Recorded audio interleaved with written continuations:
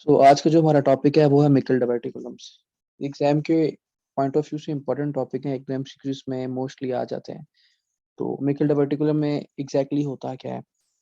इसमें out poaching हो जाती है, बल्जिंग हो जाती है स्मॉल इंटेस्टाइन से।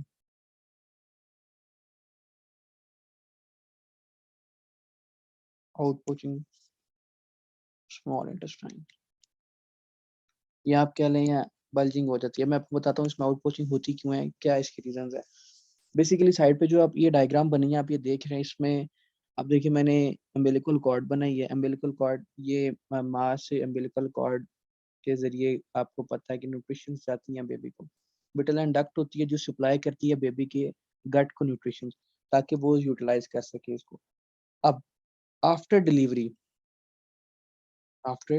आपको पता है कि ये जो अम्बिलिकल कॉर्ड है, आफ्टर बर्थ ये हम सेपरेट कर देते हैं। आफ्टर डिलीवरी जो अम्बिलिकल कॉर्ड है वो सेपरेट हो जाती है, लेकिन अम्बिलिकल कॉर्ड तो सेपरेट हो जाती है, लेकिन इस केस में जो विटल एंड डक्ट होती है ना, वो सेपरेट नहीं होती। विटल एंड डक्ट सेपरेट नहीं होती, और विटलाइन डक्ट को हम ओम्फेलो मेसेंटेरिक डक्ट भी कहते हैं। ठीक है, आप ये याद रखना, इसका दूसरा नाम ये होता है।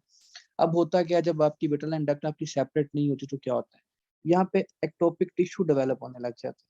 एक्टोपिक टिश्यू कहने का मतलब है, एग्जाम्पल यहाँ पे gastric tissue and pancreatic tissues वो यहाँ पे ग्रो करना शुरू हो जाते हैं। ठीक है, इसको एक्टोपिक और हेटरोटोपिक टिश्यूज भी बोलते हैं।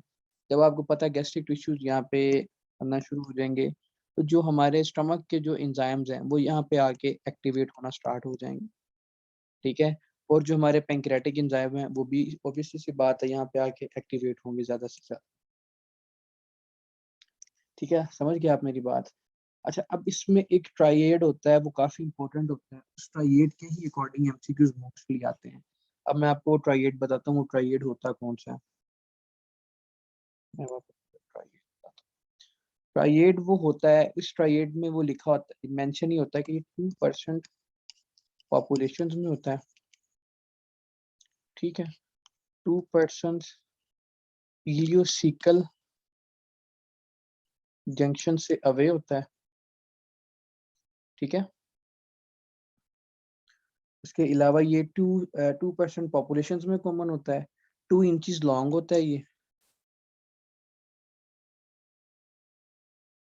ठीक है, और ये मोस्टली 2 ईयर ऑफ लाइफ में होता है। ये इसका ट्राइएड था। ये चीजें मेंशन होंगी क्वेश्चन में, मोस्टली 2 से 3 चीजें मेंशन होंगी क्वेश्चन देने से पहले, कोई ना कोई एमसीक्यूज बनाने से पहले ये चीजें इसमें मेंशन होंगी।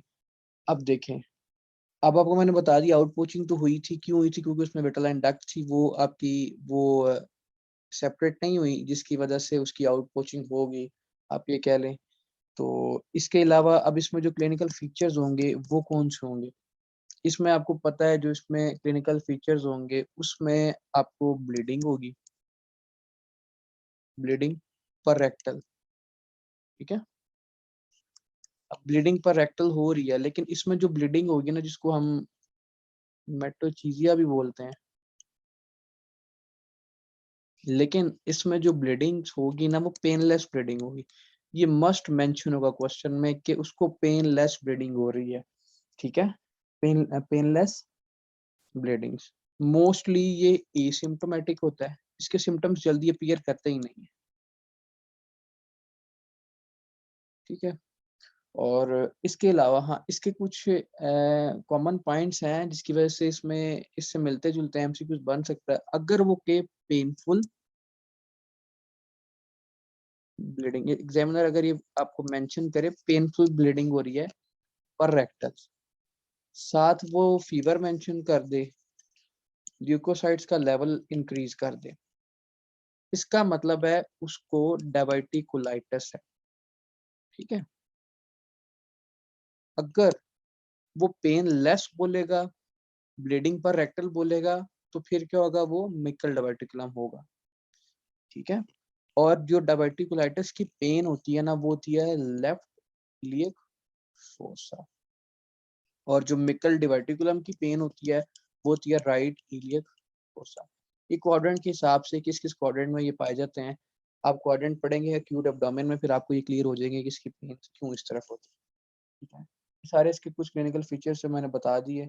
इसके अलावा अगर हम इसके डायग्नोसिस की तरफ जाएं कि इसका डायग्नोसिस क्या होगा, हमें कैसे पता चलेगा, हम इसको डायग्नोज कैसे करेंगे।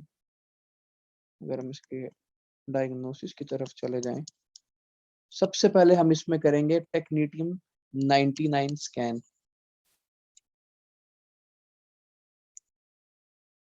जिसको हम स्किंटोग्राफी भी बोलते हैं। अच्छा जी, ये अब हम करते क्यों हैं, इसमें हमें एक्टोपिक टिश्यूज का पता चलता है। ठीक है, जो एक्टोपिक टिश्यू डेवलप होते हैं जहाँ पे जी सेल सॉरी गैस्ट्रिक सेल्स और पैंक्रियाटिक सेल एक्टिवेट होते हैं ना, ये हमें वो बताती है टेक्नीटियम स्कैन, जिसको हम स्किंटोग्राफी भी बोलते हैं। दूसरा हम इसमें करते हैं एक्सरे। एक्सरे में हम क्यों इसमें करते हैं, हमें इसमें ऑब्स्ट्रक्शंस के बारे में, ऑब्स्ट्रक्शंस का पता चले, हम इसलिए इसमें एक्सरे करते हैं। और मिकल डिवर्टिकुलम में bleeding is the most severe condition. अगर उसको एक्सेस ब्लीडिंग हो रही है ना, तो उसकी वजह से उसको हेमरेज भी हो सकता है, ये आपने याद रखना। ठीक है, क्वेश्चन में आपको एक बारी मैं सारा रिपीट कर देता हूँ, मैंने आपको क्या एक्सप्लेन किया है, फिर मैं बताऊंगा इसमें से क्वेश्चन किस तरह आता है। देखें, इसमें होती है आउट पोचिंग और बल्जिंग ऑफ स्मॉल इंटेस्टाइन। ठीक है, ये आफ्टर द डिलीवरी होती है, जब बेबी की अम्बिलिकल कॉर्ड सेपरेट हो जाती है। ठीक है, आप ये देखें, जब अम्बिलिकल कॉर्ड तो सेपरेट होगी, लेकिन जो विटल एंड डक्ट है वो सेपरेट नहीं हुई। ठीक है, जिसकी वजह से आउट पोचिंग होगी। इसमें एक्टोपिक टिश्यूज डेवलप हो जाते हैं, फॉर एग्जांपल गैस्ट्रिक टिश्यूज बन जाते हैं, पैंक्रियाटिक टिश्यूज बन जाते हैं। गैस्ट्रिक टिश्यूज बनेंगे तो आपको पता है जो स्टमक के एंजाइम होंगे वो वहां जाके एक्टिवेट होंगे। पैंक्रियाटिक टिश्यूज डेवलप हो जाएंगे तो जो पैंक्रियाटिक एंजाइम है वो वहां जाके एक्टिवेट हो जाएंगे। अच्छा जी, इसमें एक ट्राइएड पूछा जाता है। ये ट्राइएड इसमें मेंशन होता है मोस्टली क्वेश्चंस में कि ये 2% पॉपुलेशन होती है, 2% इलियोसिकल जंक्शन से अवे होता है। ठीक है, सीकम जो वो इलियम का जो जंक्शन होता है उससे अवे होता है। 2 इंचेस लॉन्ग होता है ये, और ये 2 years ऑफ लाइफ में होता है। ठीक है, इसके अगर हम बात करें क्लिनिकल फीचर्स की बात करें, इसमें पेनलेस ब्लीडिंग पर रेक्टल होगी, हिमेटोचीजिया होगा लेकिन पेनलेस होगा। ठीक है, ये मोस्टली ये सिम्टोमेटिक होता है, जल्दी इसके सिम्टम्स अपीयर नहीं करते। हाँ, अगर वो क्वेश्चन में मेंशन कर दे ये चीज कि पेनफुल ब्लीडिंग हो रही है उसको पर रेक्टल, ठीक है, साथ में उसको फीवर भी है और उसको लाइक ल्यूकोसाइटोसिस का लेवल भी इंक्रीज है, तो उसको डायवर्टिकुलाइटिस की पेन है।